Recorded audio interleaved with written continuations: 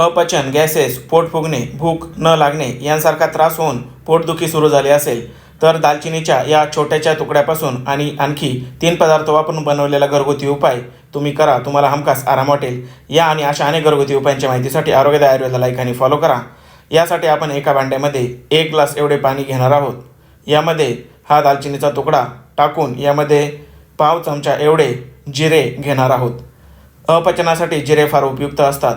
यानंतर पाव चमचा एवढा ओवा आणि पाव चमचा एवढी बडीशोप घेऊन हे सर्व घटक व्यवस्थित उकळवून घ्यायचे आहेत.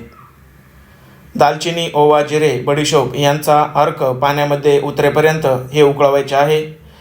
पाणी उकळून अर्धे शिल्लक राहिल्यानंतर उकळवणे थांबून हे थोडे कोमट झाल्यानंतर गाळून घ्यायचे आहे.